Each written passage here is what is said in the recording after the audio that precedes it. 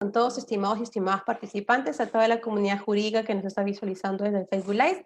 El día de hoy les damos una cordial bienvenida a esta clase magistral titulada La reforma constitucional sobre la inmunidad parlamentaria. En esta oportunidad nos acompaña el doctor Raúl Gutiérrez Canales, que se encuentra con nosotros en la plataforma Zoom. El doctor Raúl Gutiérrez Canales es abogado por la Pontificia Universidad Católica del Perú, máster en Derecho Parlamentario por la Universidad Complutense de Madrid y magíster en Derecho Constitucional por la Universidad Nacional Mayor de San Marcos. Es profesor en la Escuela de Posgrado de la Universidad Peruana de Ciencias Aplicadas, UPC, y es asesor principal del Congreso de la República. El día de hoy, el doctor Gutiérrez Canales nos compartirá sus conocimientos y sapiencia sobre la reforma constitucional sobre la inmunidad parlamentaria. Su tiempo, por favor, doctor. Muchas gracias, Nuxia, por la presentación y también un saludo a los miembros de la organización y, como no, a las personas que ya se encuentran presentes a través de la plataforma virtual. Agradecerles, por supuesto, haber considerado mi participación en esta oportunidad con un asunto que, si bien es de apreciable coyuntura, es un tema que nos debiera interesar de modo permanente a todos los ciudadanos porque también nos termina afectando, como vamos a ver seguramente luego, ya cuando hagamos algunas conclusiones de las ideas que vamos a compartir. Bien, como bien has referido, el tema que se me ha asignado es la reforma constitucional sobre la inmunidad parlamentaria en el Perú, dicho sea de paso. Actualmente en el Congreso de la República se viene llevando a cabo en la comisión especializada, que es la Comisión de Constitución, la reforma de esta institución constitucional que tiene larga data y que en esta oportunidad convoca al planteamiento de su eliminación. Hoy día lo que vamos a hacer es no solamente contarles, compartir un poco de información relacionada con cuál es el trámite que se viene llevando a cabo, cuáles son las posturas que están asumiendo las bancadas parlamentarias y finalmente cuáles han sido las consideraciones finales de los dictámenes que se encuentran vigentes sobre la materia, sino también hablar un poco de historia, de teoría, que siempre nos debe convocar en cualquier espacio académico y que se precie de ser serio en cuanto a la discusión. En ese sentido, lo primero que habría que decir cuando abordamos la inmunidad parlamentaria y sus posibles modificaciones es que la inmunidad está comprendida dentro del ámbito del derecho parlamentario como una prerrogativa. Las prerrogativas parlamentarias, también conocidas en teoría como los privilegios que tienen los congresistas, los parlamentarios, en virtud de una regulación constitucional, como es el caso peruano, ¿no? En el Perú, en esencia, las prerrogativas parlamentarias se podrían clasificar en dos, que son las más conocidas. Podemos encontrar otras que existen en otros países, que en el Perú todavía no se encuentran incorporadas. En el Perú tenemos, por un lado, la inmunidad parlamentaria, ya sea de proceso como de arresto, que lo vamos a ver más adelante, y la inviolabilidad de opinión que tienen todos los congresistas, ¿no? La inmunidad, en todo supuesto, hay que reconocer y hay que entender, corresponde a un ámbito de excepcionalidad. En ningún supuesto la inmunidad parlamentaria puede ser una regla. Por tanto, su justificación no responde a una cláusula pétrea de ningún modo, ni en una institución histórica per se que no pueda ser modificada, que no puede ser revisada, ¿no? Recordemos, por supuesto, que el derecho es dinámico. Los principios siempre se van a ponderar, los derechos fundamentales no son absolutos, eso seguramente lo recordamos todos. Y si eso es así, tampoco una institución que, repito, es una excepción a reglas como puede ser la tutela judicial efectiva, como puede ser la igualdad, tampoco puede ser absoluta, ¿no? Entonces, yo creo que en esta introducción debiéramos decir que no hay razón para aceptar que una prerrogativa parlamentaria, un privilegio que tienen los congresistas en razón de su condición de pertenecer a una institución, no es ilimitada, puede ser discutible en el marco, naturalmente, de una reforma constitucional, porque es allí donde parte su reconocimiento y las reglas para su aplicación. Dicho ello, yo creo que podríamos empezar recordando un poco de historia constitucional, en qué contexto, en qué marco jurídico se reconoce la inmunidad parlamentaria. Si revisamos el inicio de las constituciones escritas, vamos a ver que la inmunidad parlamentaria está presente. Desde el nacimiento de las constituciones escritas, diríamos que la inmunidad parlamentaria está incorporada. Pero lo que no podríamos decir en ningún supuesto es que está reconocida o estuvo reconocida con los mismos alcances, con una misma definición en todas partes donde tuvo reconocimiento. En consecuencia, no es un concepto universal que haya sido regulado como tal en todas las constituciones escritas que la reconocieron al inicio, ¿no? Si miramos, por ejemplo, la Constitución de los Estados Unidos de 1787, vamos a encontrar que efectivamente la inmunidad parlamentaria estaba reconocida, más o menos con un texto que determinaba lo siguiente, ¿no? Los senadores, los representantes, en todos los casos, exceptuando los de traición, delito grave y perturbación del orden público, gozarán del privilegio de no ser arrestados durante el tiempo que asistan a las sesiones de sus respectivas cámaras, ¿no? Así como al ir a ellas o regresar de las mismas. Si entonces hacemos un análisis de este breve texto que acabo de referir, vamos a mirar que no rige un criterio absoluto en la Constitución de Estados Unidos que reconoció la inmunidad parlamentaria con relación a esta institución, ¿no? Pues no solo se prefiere que existen delitos sobre los cuales no cabe inmunidad parlamentaria, no cabe inmunidad alguna, sino que además la inmunidad se limita en estricto al tiempo del cumplimiento de la función del parlamentario, ¿no? Entonces, yo podría afirmar, y creo que ustedes que han escuchado lo que acabo de referir, que ya en la Constitución de Estados Unidos que reconoce la inmunidad, no lo hace de modo absoluto y más bien está limitado, en tanto es una excepcionalidad, a el tiempo estricto en el que los parlamentarios cumplen la labor de tales, ¿no? Si seguimos avanzando, evidentemente tenemos que hacer una mirada a la Constitución de Francia de 1791. También previó la inmunidad parlamentaria, sí, con un criterio distinto, ¿no? ¿En qué supuestos en Francia se reconoció la inmunidad parlamentaria inicial? Por hechos criminales podrán ser detenidos en flagrante delito o en virtud de una orden de arresto. Naturalmente, para que esto se produzca, se deberá dar aviso sin más dilación al cuerpo legislativo y la persecución no podrá continuar hasta que el cuerpo legislativo no haya decidido que da lugar a la acusación. La regulación es distinta, es diferente. No diríamos contradictoria, pero sí tiene alcances que se pueden distinguir perfectamente de lo que regulaba la Constitución o de lo que regula la Constitución de Estados Unidos, ¿no? Vemos que la regulación lo que hace es procurar otorgar una protección más bien más amplia, sin admitirse además excepciones ni establecer detalles sobre su aplicación en el ejercicio efectivo de la función, como sí lo hace la Constitución americana, ¿no? Entonces, diríamos que Estados Unidos tiene un criterio más restrictivo y Francia tiene un criterio más bien más amplio, ¿no? Regulaciones distintas de una misma institución. Y en el caso peruano, ¿cómo funcionó? ¿Cómo se quiso reconocer al inicio de las constituciones escritas? Miremos la Constitución de 1823, porque es verdad, cuando se discute sobre la inmunidad parlamentaria siempre se alega a la Constitución histórica, ¿no? Que en la medida en que ha sido reconocida desde el inicio y se ha mantenido hasta hoy, habrá que seguir la misma línea, y yo creo que eso es muy discutible. Decía, la Constitución del año 1823, en su artículo 59, establecía que en las acusaciones criminales contra los diputados no entenderá otro juzgado ni tribunal que el Congreso conforme a su reglamento interior.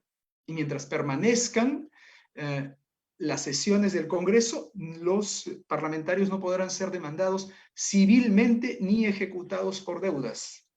Yo creo que aquí basta mirar lo que acabo de referir para darnos cuenta que la regulación peruana era bastante más extensiva y yo creo que no había un criterio de excepcionalidad, ¿no? Nuestra primera carta política consideró la inmunidad parlamentaria bajo un criterio no solo distinto a las dos constituciones anotadas, sino además crea un fuero especial de juzgamiento de asuntos penales para los parlamentarios, ¿no? Que residía en el propio Congreso y bajo su propio estatuto. Miren ustedes esta particularidad, ¿no?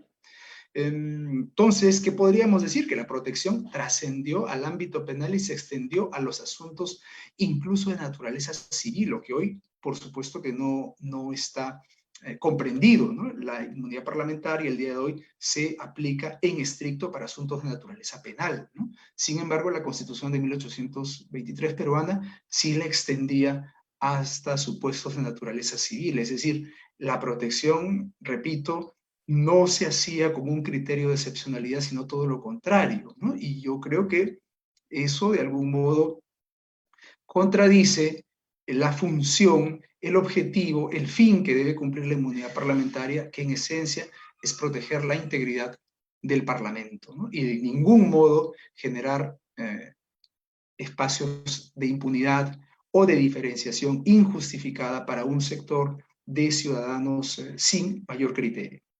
Entonces diríamos que mientras en las realidades americana y la realidad francesa se mantenía la competencia del Poder Judicial para el proceso, para el juzgamiento de los parlamentarios, en el Perú se recortaba más bien esta atribución, ¿no?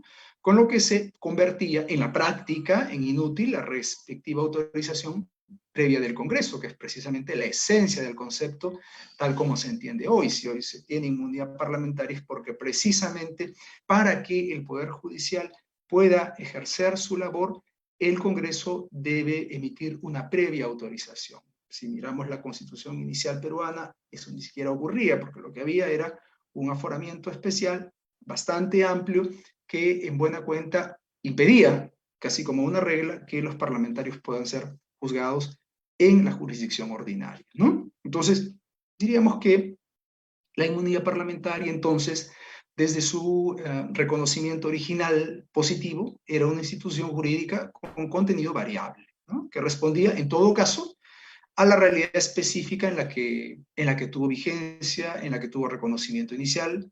Claramente hay que reconocer que en un contexto independentista o en uno que se ponía fin a una monarquía absolutista, como en el caso francés, era indispensable pues, dotar de un resguardo fuertemente garantista a los representantes de la población, ¿no? Es verdad, aún esa representación era bastante incipiente, pero iniciábamos un nuevo proceso de ciudadanía, de reconocimiento de derechos, ¿no? Entonces, ¿por qué se hacía esto? Fundamentalmente para evitar, para enfrentar posibles acciones representativas o represivas, perdón, del gobierno contra los representantes de la población, ¿no? Entonces, a ello hay que sumar que la identificación de la finalidad de la inmunidad parlamentaria tampoco está exenta de evaluación, ¿no? Hay que mirar que esta regulación se da en un contexto muy distinto a la realidad que vivimos hoy y seguramente hace muchas décadas, ¿no? Teniendo en cuenta más bien aspectos que han cambiado significativamente.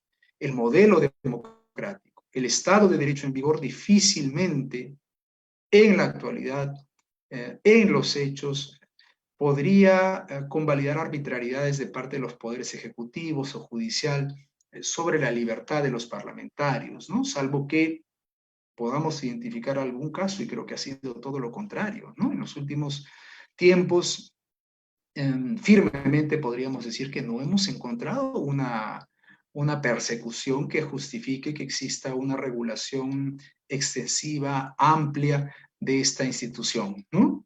Parecería más bien, hay que decir la verdad, que la defensa de la permanencia de esta prerrogativa, que repito es excepcional, tiene justificación, y lo digo entre comillas, en una tradición más bien sin contenido práctico y en formulaciones teóricas claramente parcializadas antes que en una respuesta objetiva por parte del derecho ante un problema cierto que enfrenta a la comunidad. Y el derecho está para eso.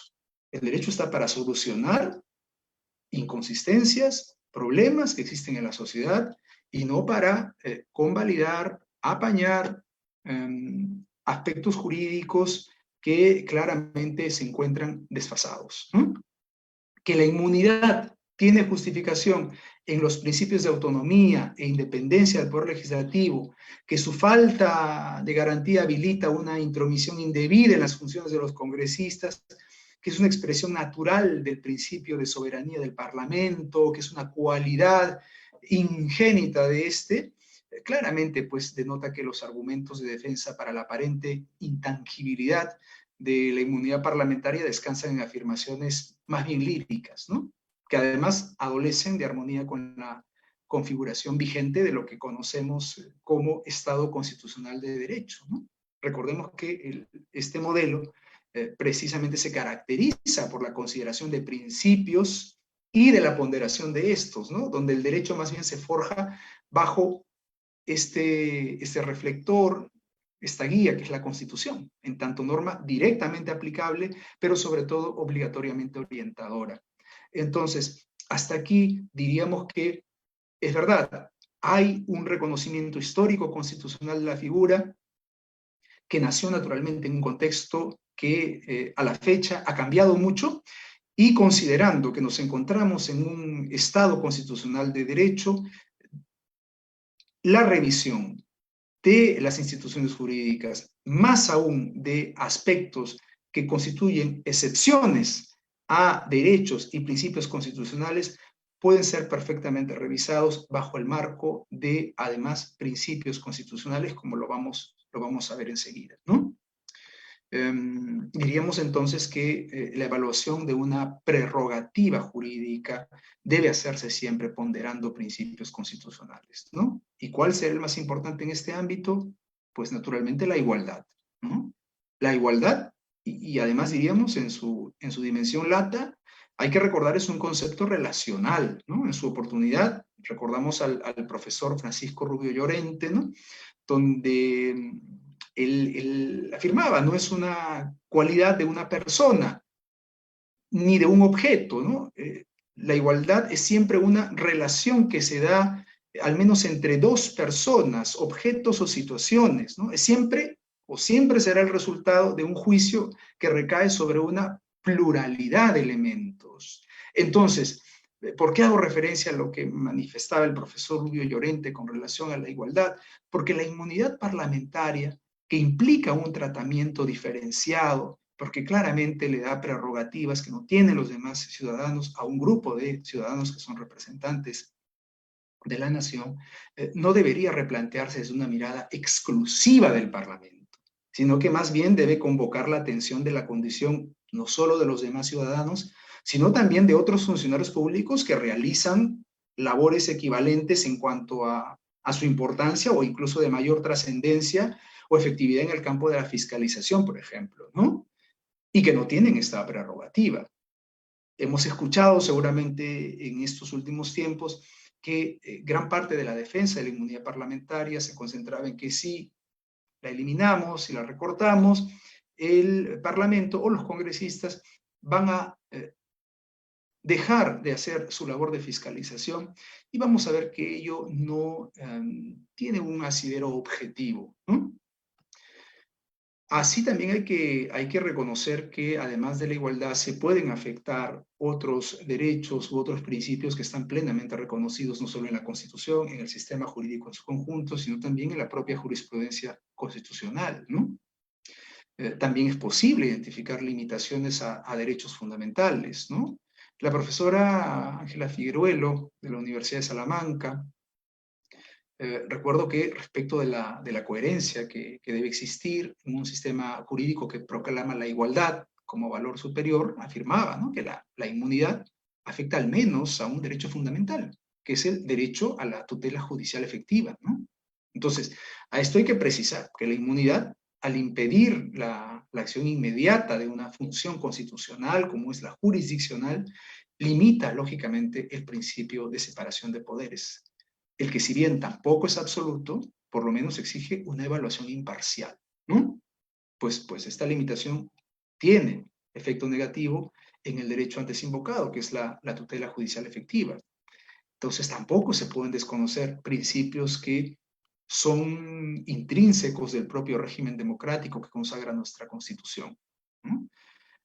¿Se puede hacer una evaluación de la inmunidad parlamentaria? Sí, una evaluación seria tiene que comprender aspectos importantes relacionados con los principios como la igualdad, que además son transversales de la acción estatal, como la tutela judicial efectiva, que está vinculada directamente con el debido proceso, que es un principio, un derecho que toca a todos los ciudadanos, y cómo no, con la propia línea que configura el régimen democrático, que es la separación de poderes, ¿no?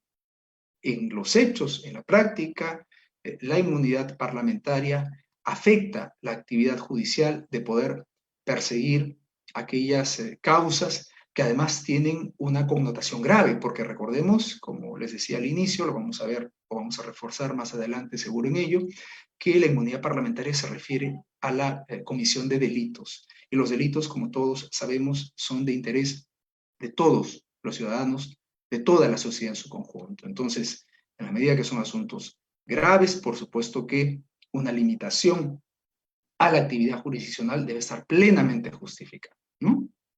Entonces, reitero, es necesario entender que ante todo la inmunidad parlamentaria es una excepción al principio constitucional de igualdad y como tal su operatividad, su modificación o inclusive su eliminación, como se está planteando ahora, debe ponderar sus alcances bajo criterios de razonabilidad, de atención de la realidad sobre la que la Constitución despliega sus efectos, ¿no? Las instituciones jurídicas y menos los privilegios funcionales deben estar en desconexión con las circunstancias sociales, las circunstancias políticas, las circunstancias económicas del campo histórico de su tiempo. El derecho es dinámico. Si la inmunidad parlamentaria se ha convertido en un instituto simbólico que no persigue la apoliticidad de la acusación y solo es propicio para la exención del delito del representante, pues tendrá mayor sentido dejarla sin efecto o mínimamente procurar su regulación con un criterio más restrictivo, ¿no? Vamos a ver pues cómo regula la Constitución peruana la inmunidad parlamentaria a la fecha. Bien, dicho eso, yo creo que podríamos ya empezar a revisar cuál es el estado de la reforma actual de la inmunidad parlamentaria en el Congreso vigente que terminará sus funciones el próximo año, como todos sabemos, ¿no? Vamos a decir que, contrariamente a lo que se pueda pensar, en realidad la discusión sobre la inmunidad parlamentaria no es un asunto novedoso, no es un asunto novedoso, y además ya han habido muchas modificaciones, bueno, no diría muchas, estoy exagerando, por lo menos algunas modificaciones que hacen ver que vamos a un camino hacia el cual, sí es verdad, se ha restringido la inmunidad parlamentaria, pero aún el reto y el camino es de largo aliento, ¿no? Miren ustedes, las propuestas de modificación de la inmunidad parlamentaria en el Perú ya se han dado en periodos anteriores, ¿no? Por ejemplo, en el periodo parlamentario anterior, que corresponde del 2011 al 2016, se presentaron hasta 10 proyectos de ley sobre la materia, 10 iniciativas legislativas, ¿no? En el periodo parlamentario del 2006 al 2011 se presentaron 7 proyectos de ley. Y como si esto no fuera suficiente, en el periodo parlamentario del 2001 al 2006 se presentaron 26 proyectos de ley sobre la misma temática, que es modificar la regulación de la inmunidad parlamentaria, ¿no? Entonces, esta data, ¿qué evidencia? Evidencia una preocupación en el ámbito nacional sobre la modificación a los alcances de la inmunidad parlamentaria, ¿no? La que ha sido constante por lo menos en las 2 últimas décadas, ¿no? No obstante, es preciso reconocer que, a diferencia del debate actual, en los periodos parlamentarios anteriores la discusión más bien giró en torno a aspectos de naturaleza procedimental, ¿no?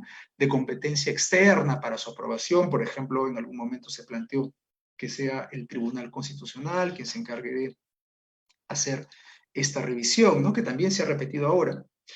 También en su oportunidad se hicieron algunas precisiones en el número de votos requeridos para que se apruebe el levantamiento de la inmunidad parlamentaria.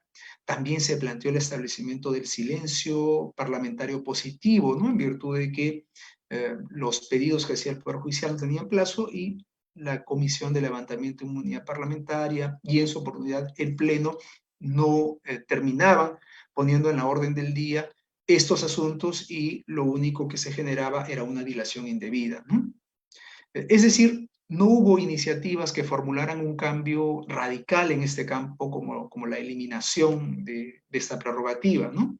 expresión de ello más bien es que se produjeron algunas modificaciones efectivas al reglamento del Congreso, más no a la Constitución, ¿no? La reforma constitucional, en buena cuenta, y además que ya ha sido dictaminada en la Comisión de Constitución, es más bien propia de este periodo, ¿sí? Entonces, es verdad, en el actual periodo parlamentario, que es de el 2016 hasta el 2021, el Pleno del Congreso aprobó en primera votación, hace muy poco, el dictamen que lleva por título Dictamen que propone la eliminación de la inmunidad parlamentaria, ¿no? Esta propuesta acumula además 15 proyectos de ley de 8 de las 9 bancadas que fueron elegidas en este Congreso que está completando el periodo, ¿no? Yo sé que ahora tenemos más bancadas, pero hasta la aprobación de este dictamen, por lo menos teníamos 9 bancadas que fueron las elegidas en las últimas elecciones, y de estas 9, prácticamente la totalidad, porque fueron 8, ¿no? Presentaron proyectos de ley relacionados con la eliminación de la inmunidad parlamentaria, ¿no? Además hay que decir que de estos 8 grupos, 6 bancadas formularon proyectos de ley efectivamente para eliminar la inmunidad parlamentaria, ¿no? Más bien los otros 2 la hacían mucho más restrictiva en cuanto a su aplicación, pero no plantean la eliminación, ¿no? Pero 6 formulaban la eliminación de la inmunidad parlamentaria. Lógicamente, esta situación además venía desde promesas de campañas electorales, ¿no? Seguramente para reivindicar la imagen del Congreso, que estaba, algunos me podrán decir, está bastante venida menos, pero recordemos que este Congreso se elige luego de una disolución parlamentaria bastante conocida por todos, que por supuesto gran parte de la población aprobó, ¿no? ¿Y por qué? Por este desprestigio que los parlamentos, o perdón, que los parlamentarios tenían precisamente por hacer un uso abusivo de algunas prerrogativas, entre ellas la inmunidad parlamentaria. Recordemos el caso del congresista Edwin Donaire, que precisamente se produjo en el Congreso anterior, ¿no? Entonces, esta situación, este contexto en el cual se empieza a discutir la inmunidad parlamentaria en el presente periodo, no es casual, tiene una causa fundamental que se reflejó propiamente incluso en las promesas de campaña que hicieron muchos partidos políticos alzando la bandera de la eliminación de la inmunidad parlamentaria, ¿no? Recordemos que gran parte de los las promesas que hacían los partidos políticos se centraban en recortar prerrogativas, privilegios que tienen los parlamentarios, ¿no? Recuerdo, por ejemplo, además de la inmunidad parlamentaria, se planteó la reducción de los sueldos, la reducción de los asesores, en fin, ¿no? Bien, entonces, para todos es conocido que los procesos de levantamiento de inmunidad parlamentaria desarrollados en los últimos años, como he referido, han desnaturalizado los fines de esta prerrogativa, ¿no? Y a la par han terminado por generar en la opinión pública un razonable tufillo a impunidad que ha incidido en la desconfianza cada vez mayor en el poder legislativo, ¿no? Hablar de la inmunidad parlamentaria desde la campaña y en el Congreso naturalmente genera una expectativa en la población que mayoritariamente, no lo digo yo, eso están en las encuestas que se han ido repitiendo, sería un asunto que tendría un asidero deseable en la mayor parte de la comunidad, ¿no? Precisamente la afectación de la institucionalidad del Parlamento es el aspecto central. Si miramos, si revisamos el dictamen aprobado en la Comisión de Constitución y Reglamento que propuso modificar el artículo 93 de la Constitución, eliminando la inmunidad parlamentaria, vamos a ver que se hace énfasis en eso, en que es necesario recuperar la buena imagen del Parlamento, es necesario entender que los parlamentarios, o muchos malos parlamentarios, abusando de sus prerrogativas, han terminado dañando la institucionalidad, y entonces un aspecto que puede contribuir a recuperarla es eliminando esta prerrogativa, ¿no? Si miramos el dictamen, se hace referencia a esta precisión, ¿no? Los procesos penales contra congresistas por delitos comunes cometidos durante su mandato son de competencia exclusiva de la Corte Suprema de Justicia, ¿no? Es decir, se retira el texto en el que se hace mención expresa de que los congresistas tienen inmunidad parlamentaria y solamente se reconoce un fuero especial, ¿no? Que es el que acabo de decir, independientemente de la discusión sobre la creación de este nuevo tratamiento diferenciado, ¿no? Hablo de los procesos iniciados en la última instancia del Poder Judicial. La verdad es que el sentido de la propuesta presentada al Pleno del Congreso, en el extremo de la eliminación de la inmunidad parlamentaria, yo creo que integraba argumentos válidos, ¿no? Y para eso basta ver el dictamen. Pero, ¿cuál es el problema? Que no obstante que lo aprobado, lo discutido, lo que está plenamente justificado en el dictamen de la Comisión de Constitución y Reglamento del Congreso, no terminó siendo debatido en el Pleno. A última hora, y además, no sé si ustedes lo recordarán, pero en todo caso podemos revisar las noticias, ¿no? Los registros. A última hora y de madrugada, el presidente de la Comisión de Constitución planteó un texto sustitutorio, retirando el término inmunidad parlamentaria y más bien agregó al artículo 93 de la Constitución que los congresistas no son responsables ante autoridad ni órgano jurisdiccional alguno por las opiniones y votos que emiten, ni por las acciones legislativas, de representación, de fiscalización, de control político u otras inherentes a la labor parlamentaria que realicen en el ejercicio de sus funciones, ¿no?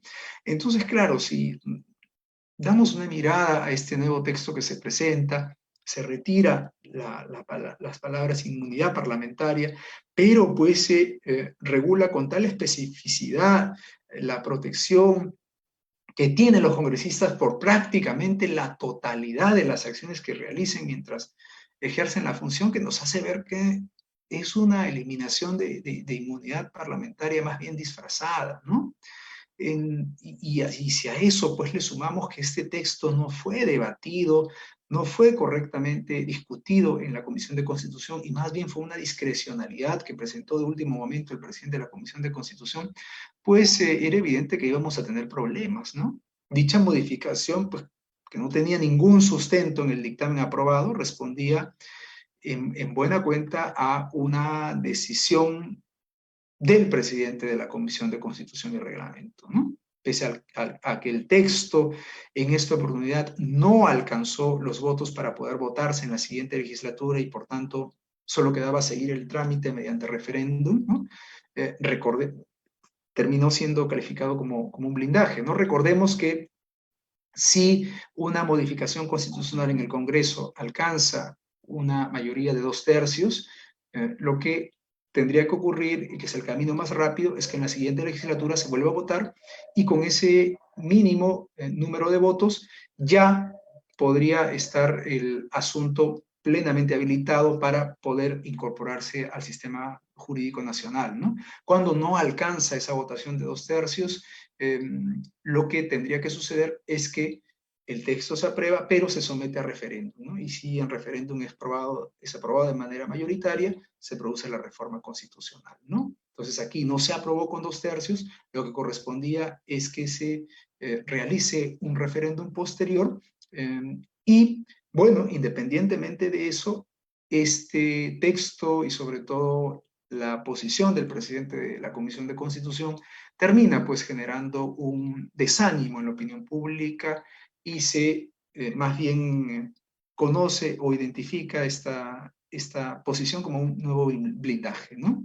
La inmunidad parlamentaria solo otorga protección respecto de los delitos comunes, recordemos eso, ¿no? Como son pues el feminicidio, el sicariato, el proxenetismo, el mismo tráfico ilícito de drogas, ¿no? Por lo que la eliminación aprobada, tal cual lo hemos referido, ¿no? O con la eliminación aprobada, los congresistas no serían más bien procesados por estos delitos como cualquier persona, sino más bien tendrían un fuero especial en la Corte Suprema, que es lo que se conoce en algunos sistemas jurídicos como el aforamiento, ¿no? Que es lo que ocurre, por ejemplo, en España, ¿no? Ahora, esto no es necesariamente malo, pero requiere pues una justificación porque se afectan principios como el debido proceso o el juez natural también, y eso requería necesariamente pues una deliberación mínima en el ámbito de la Comisión de Constitución, ¿no?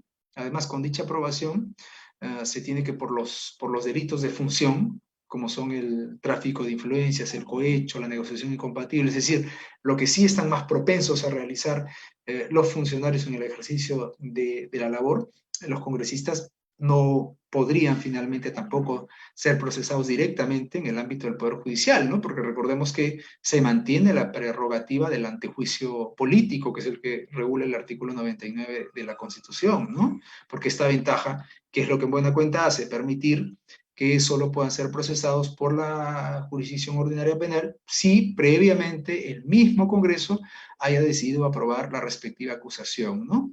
Caso contrario, el Poder Judicial en ningún supuesto podría actuar, ¿no? Además, no debe perderse de vista que esta protección permanece vigente incluso hasta 5 años después de haber cesado en el cargo, ¿no? Bueno, entonces, ¿qué es lo que ocurre con el texto en cuestión, ¿no?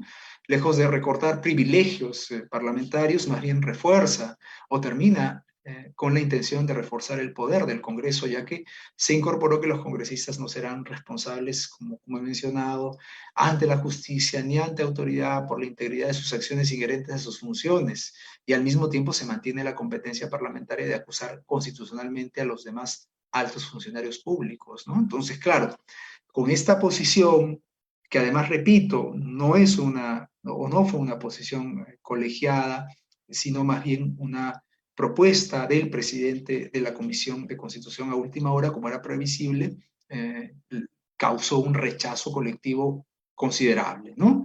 Al punto que el presidente de la República, mediante un mensaje a la nación, anunció que ante la actitud del Congreso de no eliminar la inmunidad parlamentaria, plantearía esta eliminación mediante un referéndum, ¿no?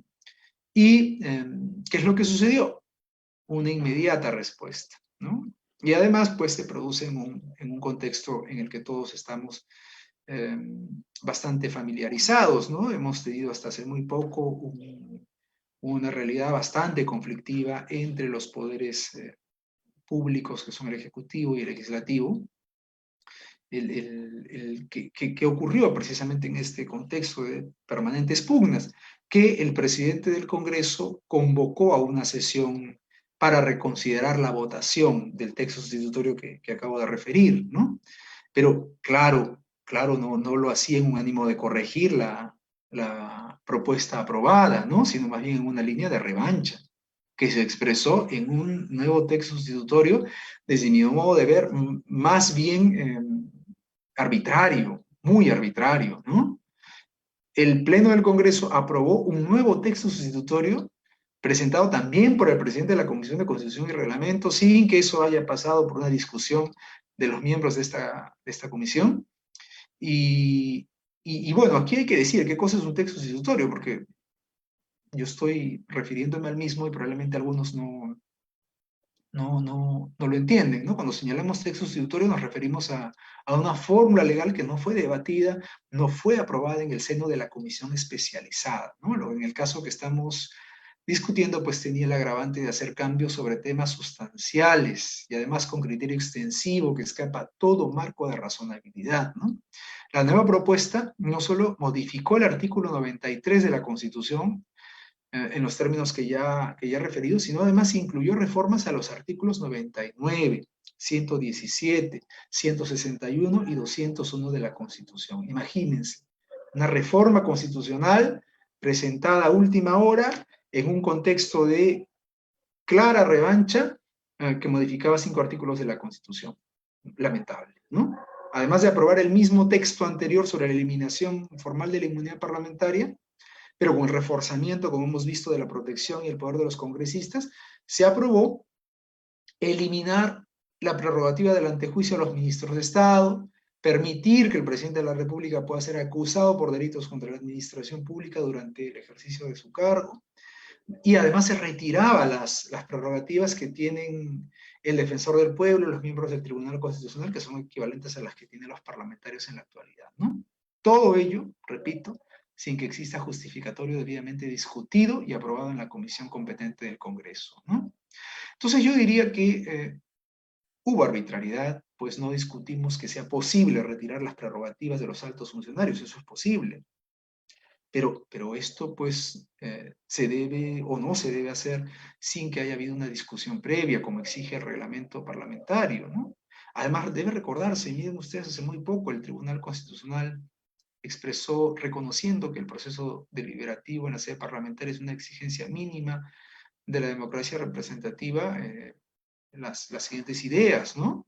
El tribunal en esa oportunidad dijo, la cuantificación de votos ha de ser en todo supuesto el resultado de las deliberaciones, en donde más bien las razones sean el fundamento de peso que preceda el conteo de los votos, ¿no? De manera que dicho elemento no sea el determinante, sino más bien las razones que se encuentran detrás de los votos, ¿no? Entonces, en esa oportunidad el tribunal hace énfasis en que es la calidad del proceso deliberativo lo que legitima la función legislativa, ¿no? De allí que afirme que una norma jurídica se legitima si es producto de la deliberación general y no de la voluntad general, ¿no? Entonces, en sede parlamentaria no se puede actuar con arbitrariedad o no se debería decidir en función de caprichos o de posiciones discrecionales sin que previamente haya habido una discusión, además en la comisión especializada, porque existe una comisión de constitución donde se tiene que hacer esta evaluación. El agravante, yo creo que en este caso, está en que se estaba produciendo una reforma constitucional con mayor razón si se va a modificar la carta política. Tiene que haber deliberación y aquí el texto que se presentó y que se sometió a votación en el Pleno no tenía esa condición esencial, ¿no? Esta conclusión a la que acabo de hacer referencia con relación a la decisión que emitió en su oportunidad el Tribunal Constitucional debe regir en todas las etapas de la función legislativa, ¿no? Repito, más aún en el ámbito de las reformas constitucionales que exigen un estudio previo, especializado, un estudio plural, mucho más reflexivo, que tenga correlato en un dictamen formal que permita acceder a la justificación técnica respectiva, ¿no? Evidentemente, la aprobación del texto mencionado generó pues una serie de cuestionamientos desde varios sectores del Estado, de la sociedad civil, ¿no? Por lo que a la fecha el asunto no ha vuelto a ser puesto en la agenda del Pleno del Congreso, ¿no? Al contrario, representantes de varios grupos parlamentarios han manifestado ya hace algún tiempo su voluntad de enmendar y en todo caso no contribuir a la aprobación final del texto en segunda votación porque está pendiente de hacer la misma, ¿no? Entonces, en este escenario lo que tenemos hoy sobre la reforma de la inmunidad parlamentaria es, valgan verdades, todavía una incertidumbre. Es verdad que recientemente la Comisión de Constitución está discutiendo, miren ustedes, un dictamen sobre la bicameralidad y allí se ha incorporado este asunto refiriéndose a la desaparición de la inmunidad parlamentaria y estableciendo el aforamiento que había dicho al inicio, ¿no? Es decir, que cuando se trate de delitos comunes, sea la Corte Suprema quien tenga la competencia para abocarse a estos casos directamente, ¿no? Y se retira todo lo demás, esto de retirar las prerrogativas a otros altos funcionarios públicos, lo mismo con el presidente de la República, los ministros, en fin, se ha retirado todo eso, ¿no? Pero no tenemos certeza, pues, de que ellos aprueben, ¿no?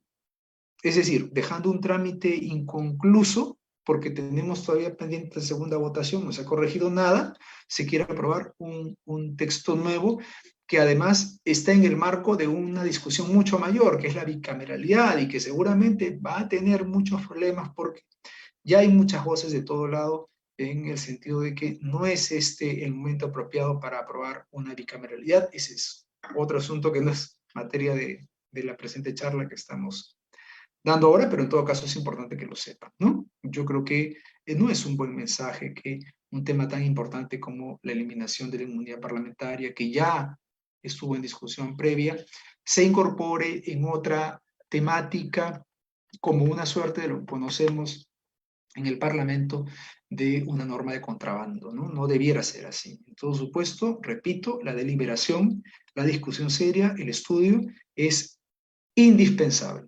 No se puede dejar de observar en este ámbito, ¿no?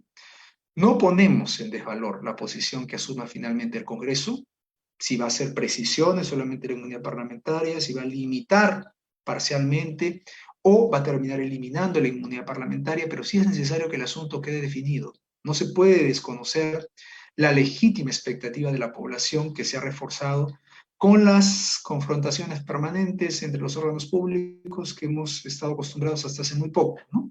Es razonable que el efecto inmediato de la falta de observancia de esta reforma genere un menoscabo en la imagen del Parlamento, ¿no? Precisamente lo que se quiso revertir con el planteamiento de las iniciativas de ley sobre la modificación o la eliminación de la inmunidad parlamentaria, ¿no? Bien, eso es lo que tenemos entonces hasta ahora con relación al debate de la reforma de la inmunidad parlamentaria hasta la actualidad. Y yo creo que más bien lo que nos tocaría ahora es, ya para ir concluyendo, cuáles son los aspectos que en todo caso se deben observar en la reforma, que no se deberían dejar sin efecto o sin mirar, ¿no? Yo creo que atendiendo a los problemas presentados, y a que el proceso de reforma aún no ha concluido, es útil que el debate observe algunos aspectos que terminan siendo importantes para actuar más bien sin prejuicio y en el marco del Estado constitucional de derecho, como he manifestado desde el inicio, ¿no? A ver, en primer lugar, ¿no? Además de la realidad nacional, que evidentemente comprende estos antecedentes prácticos en el Congreso y la permanente afectación de la institucionalidad y la imagen parlamentaria que se ha afectado, pues a propósito de los casos que hemos conocido de varios congresistas, ¿no? Yo creo que es conveniente mirar cuál es la tendencia alrededor del mundo, ¿no? Sobre todo en aquellos ordenamientos más bien cercanos a el sistema jurídico peruano, ¿no? Allí podríamos, por ejemplo, advertir que entre los países de América Latina que han eliminado totalmente la inmunidad parlamentaria, se encuentran Bolivia y Colombia, ¿no? Mientras que, por ejemplo, Argentina y Brasil han eliminado, pero solo respecto de la inmunidad de proceso, no así de arresto, ¿no? Entonces, en consecuencia, diríamos que la eliminación no involucra necesariamente una de naturaleza absoluta, ¿no? Es posible plantear algunos cambios parciales, ¿no? Que respondan en todo caso a la solución de la problemática en la que se desenvuelve hoy la permanencia de esta institución en la realidad, ¿no?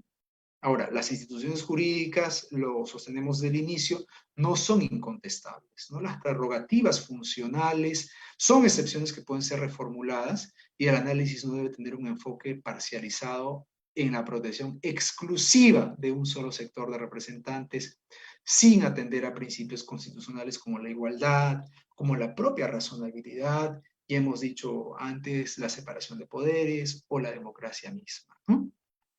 En segundo lugar, que es importante miren ustedes, se ha vuelto común afirmar por parte, sobre todo de los que defienden la intangibilidad de la inmunidad, que si se retira esta prerrogativa, los parlamentarios no podrán ejercer su labor de fiscalización porque permanentemente estarán amenazados, ¿no?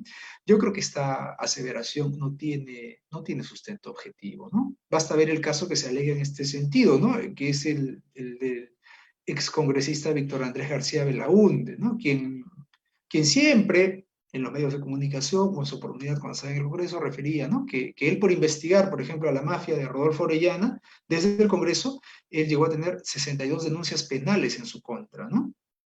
Entonces se afirma que sin inmunidad él no habría podido cumplir su función de investigación, ¿no? Sin embargo, yo considero que esta tesis no es sólida, pues no obra un solo pedido del Poder Judicial de levantamiento de su inmunidad, ya sea de proceso o de arresto por alguna de las denuncias interpuestas, ni siquiera una acción que haya emprendido la Fiscalía por alguna de estas 62 denuncias que claramente eran caprichosas y no tenían ningún sustento, ¿no? Por el contrario, este caso más bien hace ver que el contexto actual no representa en modo alguno un riesgo de que el Poder Judicial o el Ministerio Público cumplan una labor de obstruccionismo político para el Parlamento, ¿no?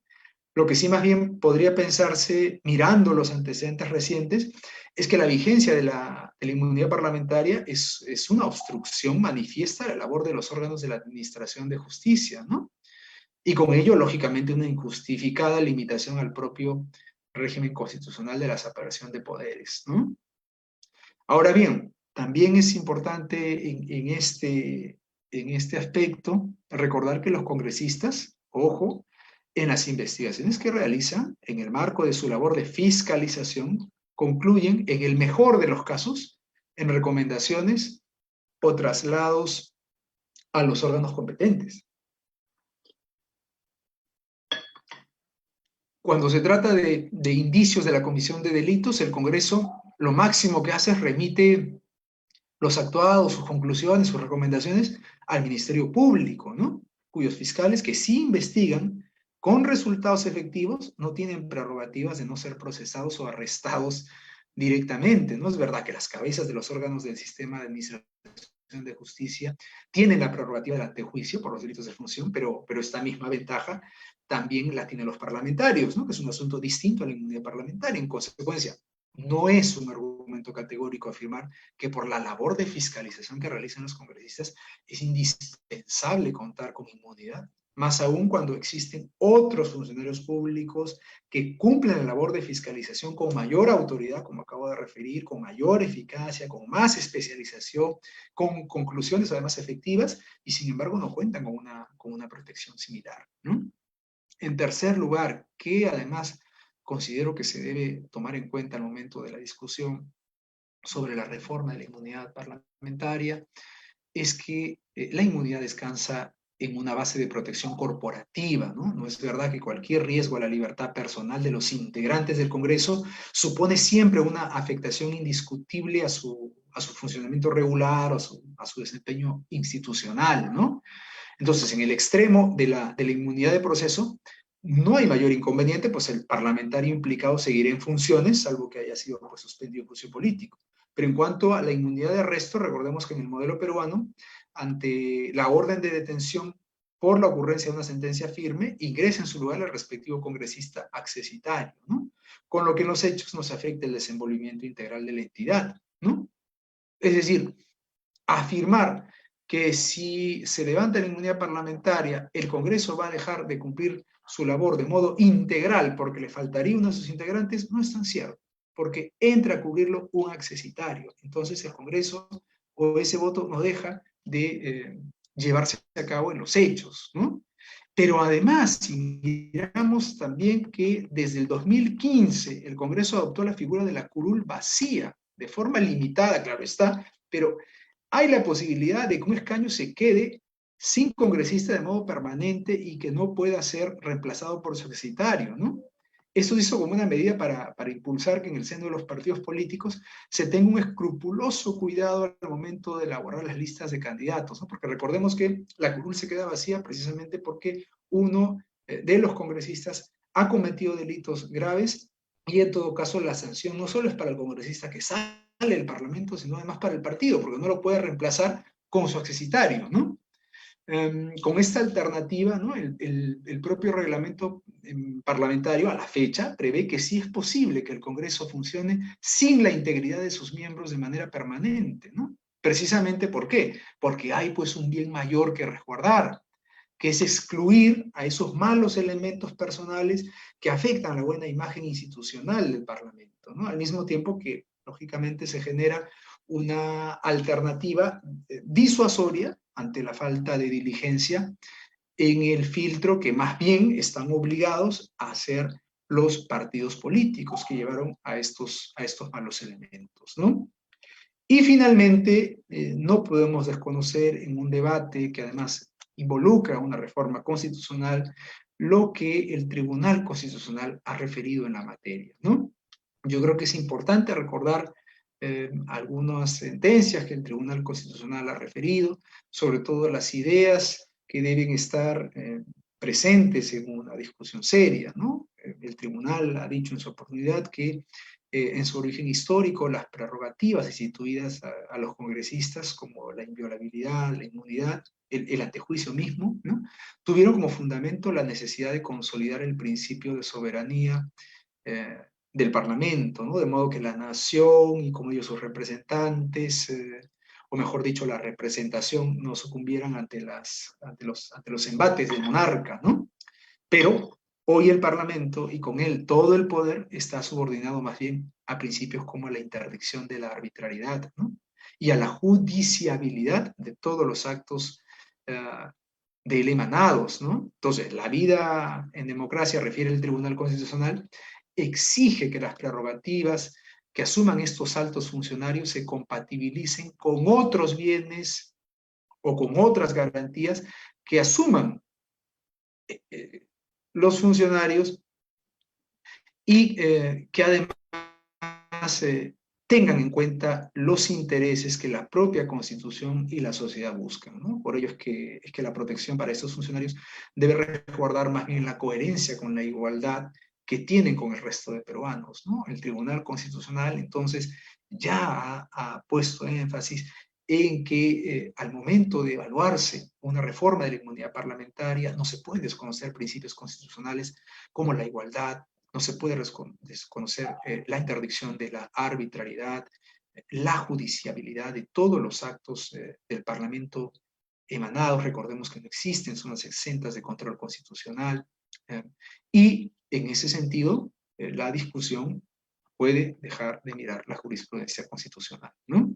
El tribunal también en alguna oportunidad se hace algunas preguntas que yo creo muy pertinentes traerlas a colación, ¿no? El tribunal en su momento, en una sentencia, preguntaba qué pasaría si la inmunidad parlamentaria atenta o no contribuye con el ejercicio democrático del Estado y por el contrario más bien se convierte en un factor de deslegitimación del Congreso, ¿no? Y el tribunal se responde, ¿no? Es evidentemente ahí cuando la inmunidad deja de tener sentido y por el contrario desacredita el actuar, de uno de los poderes del Estado. Por ello no puede concebirse a la inmunidad parlamentaria como una entidad aislada dentro del cuerpo constitucional, ¿no? Si hacemos una retroalimentación de lo que acabo de señalar, diríamos, no es que pasaría, más bien qué está pasando, porque sí hay actos concretos de parlamentarios que lamentablemente han humillado la imagen del Parlamento y se han valido de la inmunidad parlamentaria para no responder ante la justicia, ¿no? De hecho, hay un caso real y que lo estamos viendo hoy día, ¿no? El expresidente Martín Vizcarra, que tenía como una de sus banderas la eliminación de la inmunidad parlamentaria, ahora está postulando al Congreso, ¿no? Y válidamente muchas personas piensan que lo está haciendo para beneficiarse de la inmunidad parlamentaria, ¿no? Él ha dicho que va a ser su primer proyecto de ley eliminarlo, pero con la experiencia, con los antecedentes muy negativos que conocemos todos los peruanos, no tenemos garantía de que eso sea así, ¿no? Bien, entonces yo creo que este caso que acabo de referir más bien hace ver que la imagen del Parlamento se sigue afectando porque en el común del pensamiento de las personas es que la inmunidad parlamentaria en buena cuenta sirve para generar actos de impunidad de aquellas personas que terminan postulando al Congreso y que se valen de ella para no dar cara a la justicia, para no responder a la justicia como lo debe hacer cualquier ciudadano sobre el cual la Constitución despliega sus efectos, ¿no? Bien, dicho eso, yo creo que podría decir algunas ideas finales, ¿no? Y creo que es importante hacer una reflexión, ¿no? Lo que acabo de decir, en buena cuenta, evidencia pues que existe la necesidad de reformular los alcances de la inmunidad parlamentaria en el modelo peruano, ¿no? No podemos desvirtuar el Estado de Derecho constitucional con la permanencia de una prerrogativa estatal sin hacer una evaluación crítica. No se puede desatender que existe una crisis política, una crisis jurídica de prerrogativas parlamentarias como la inmunidad, porque los presupuestos históricos de sucesión han desaparecido. Persiste más bien una respuesta jurídica de reelaboración política con base en la imposición de límites razonables, configurados a partir de lo que venimos señalando, que son los principios de la propia Carta Fundamental, ¿no? Siendo esto así, yo creo que está más vigente que nunca aquellas ideas que planteaba el profesor siempre lúcido Francisco Fernández Segado respecto de la necesidad de una definición más bien restrictiva sobre la inmunidad parlamentaria, ¿no? Cuando él afirmaba que valores tan extraordinariamente relevantes como los de justicia, como los de igualdad o derechos fundamentales tan decisivos en el Estado de Derecho como el derecho a la tutela judicial efectiva, no pueden sin más ceder en beneficio de instituciones arcaicas propias de épocas pasadas que aún hoy tienen el rancio sabor de los privilegios y cuya pervivencia constitucional debe armonizarse con valores y con derechos, seguramente como los que acabo de referir, ¿no? Solo terminaría concluyendo, en todo caso, en que la reforma de la inmunidad parlamentaria debe adecuarse al contexto vigente y considerar en todo supuesto un análisis integral de la Constitución, lo que por supuesto comprende también a sus principios, ¿no? Y allí la jurisprudencia constitucional nos da un excelente soporte, ¿no? Se debería preguntar si en las últimas décadas ha cumplido la inmunidad parlamentaria su objetivo de rechazar pedidos con motivaciones políticas para frustrar el funcionamiento congresal, o ha sido más bien un instrumento para efectivizar blindajes que contradicen la razón de su propia existencia, ¿no? La inmunidad parlamentaria, al ser excepcional, y en esto he sido enfático desde el inicio hasta el fin, no es absoluta, no puede ser absoluta, ¿no? Decir lo contrario desnaturaliza la esencia del fin que cumple y evidencia más bien que su defensa cerrada bajo razones históricas o esta mirada de que hay un poder aislado, percibe al derecho con un enfoque intransigente y no como una herramienta dinámica de solución a los problemas que experimenta la sociedad, ¿no? El derecho siempre debe responder con soluciones efectivas a los problemas que enfrenta la sociedad, y en todo supuesto la Constitución está para limitar el poder y nunca para servirse de ella con prerrogativas que terminen desnaturalizando principios constitucionales. Bien, yo creo que dicho esto, he terminado la disertación y estoy a disposición de las preguntas que puedan tener a bien hacer. Gracias.